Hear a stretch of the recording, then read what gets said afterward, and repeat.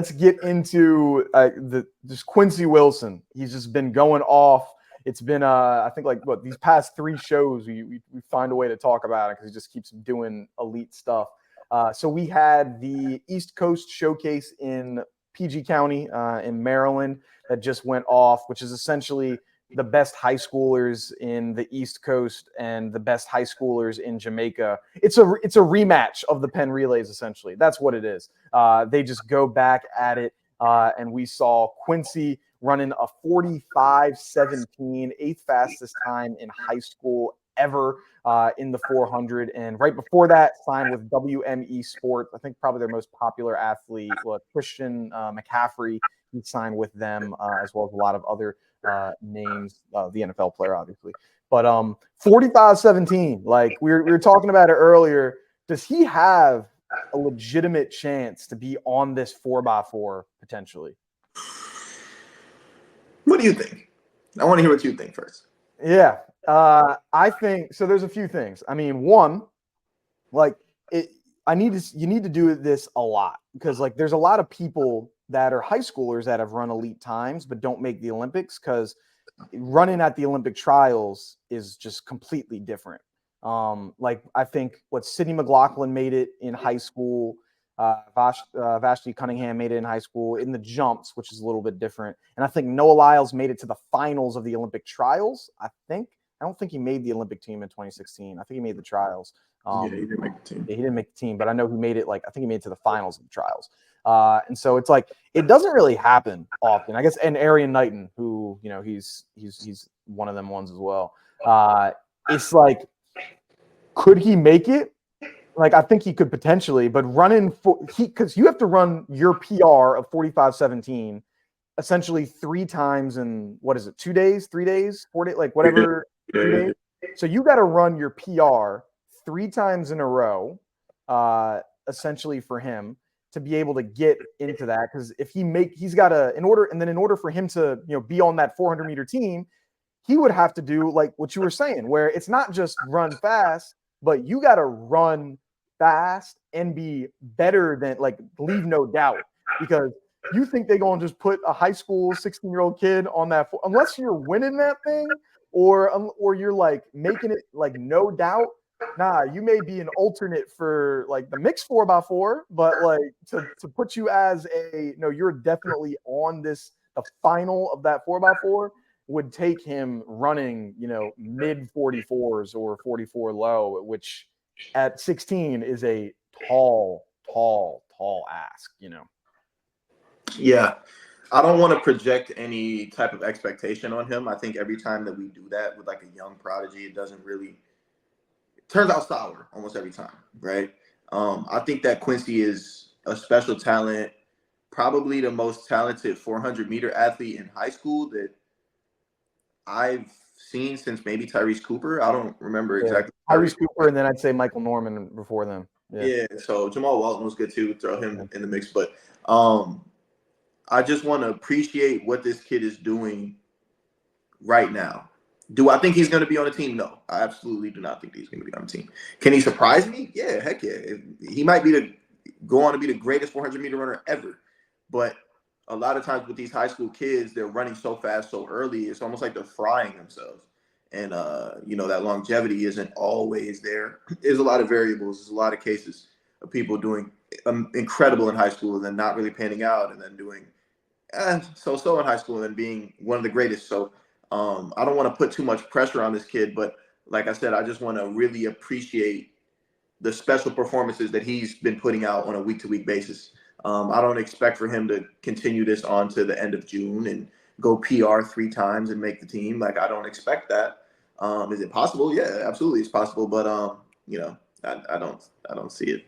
I don't see it happening. But I'm a fan of Quincy Wilson, man, for sure. Yeah, he's in the right program for it. Because I think if you're at some just random, regular public high school where you're running this type of time, and your coach goes like, "Oh, I've never had anything like this. I will never have another athlete like this again. I'm going to get the most out of you that I can, run you into the absolute ground because you're a prodigy and, we don't see this." Might be a little bit nervous, but like he's in a program in a school where yes, he's obviously, world class, stand out, but they've seen it like this Coach Lee has seen these types of people before. Like, okay, he knows how to handle top level athletes that are in high school because like we've gone through it. It was who was it? The guy from Florida went to Bullis just recently, 400-meter runner. He's a national champion. Didn't he? Oh, I don't know his Willie? name. I don't know Ryan his Willie? right. Oh, right. Oh, yeah, Ryan did go to Bullis. Yeah, he did go to Bullis. Yeah. Yeah, okay, yeah.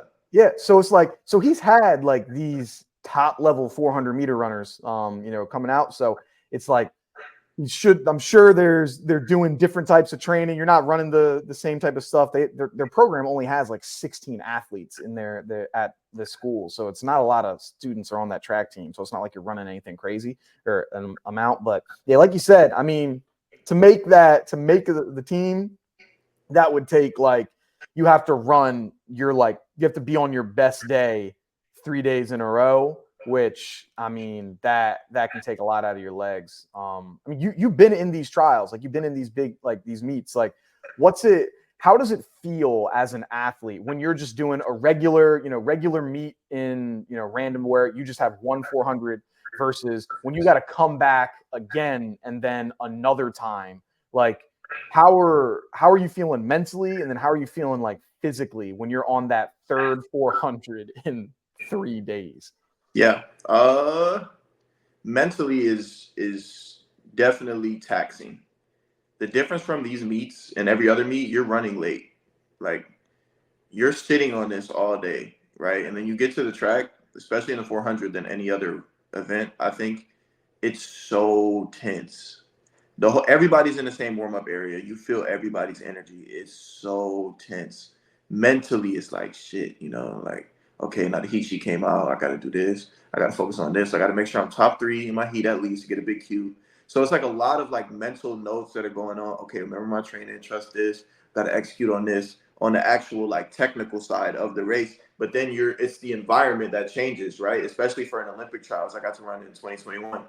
And it's so tense because you can feel how bad everybody wants it, right? So that's kind of like the mental gymnastics that you're playing. The physical part is, okay, I ran, let's say John Doe goes and runs 45 flat in the first round, 2/10 off his PR. He's going to feel that a little bit on the next day, right? But the semi round is almost like a final. It's a final before the final, right? He got to go out there 44.9 now. Oh, shit. Go back, get treatment. You're not feeling as good. You wake up the next morning, you're not feeling as fresh. But every 7 other competitors that made the final 2, they feeling the same way. So, when you do have that fatigue, physical fatigue, that's when like the biggest dogs are gonna come out in that final, right? And those biggest dogs probably gonna secure those top 3 spots, man. But it's like warfare, man. Especially like Olympic trials and world championship trials are 2 completely different beasts. Like it's crazy, man. You can feel it in the air. Like dudes are so locked in, so ready, so just eager to, fulfill that dream when it comes to an Olympic trial. So it's a taxing thing, man, to do it three days in a row. I can only imagine different events, but I can speak on that 400, man, because I've been through it. It's no joke. So is it like, because y'all are in some not the I don't think it's called like the green room. What's the area where y'all are like just sitting waiting until you go out onto the that call room. The call room, yeah. So Yeah. is it just like dead silent in there? Are people talking? Like what's Yo. the energy in the call room like? All right, I'm gonna give you I'm gonna paint a picture for you, right? So 90%, it's so much different energy, and I'm a person that really likes to just sit there and observe and see who's like already mentally defeated and who's not.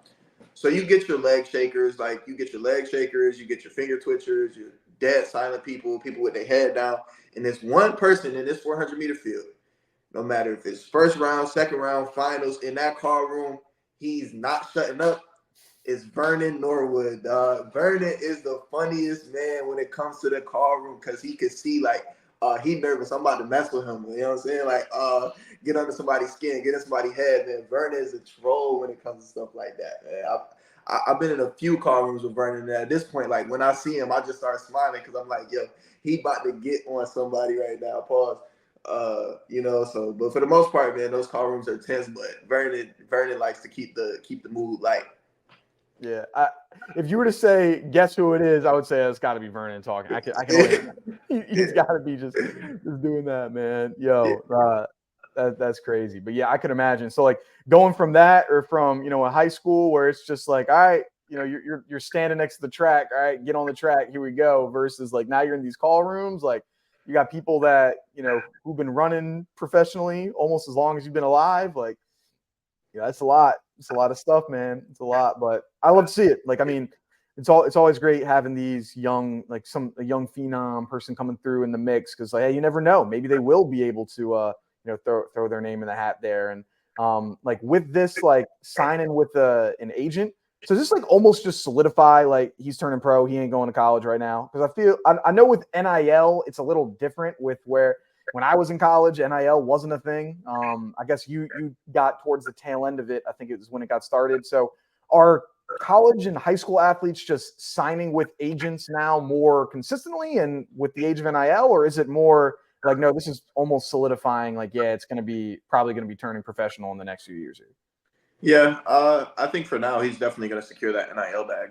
I'm sure his main goal is to sign a professional deal, but I know a few people, collegiate athletes, that are signing with an agency and getting a lot of different deals, just trying to get their name in different pots and stuff like that, makes more money.